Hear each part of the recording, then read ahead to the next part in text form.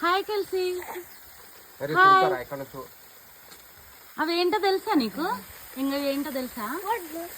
వడ్లు కదా, అవిటి నుంచి రైస్ వస్తుంది.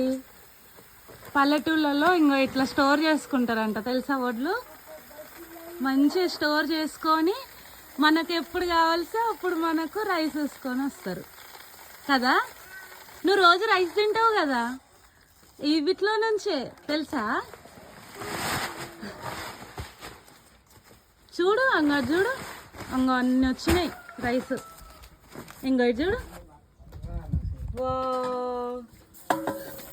ఎందుకు ఇట్లున్నాయి కదా.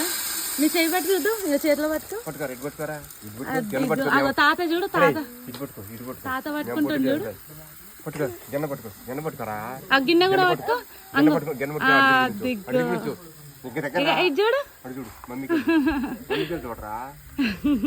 చూడు పుట్టి చేస్తాను.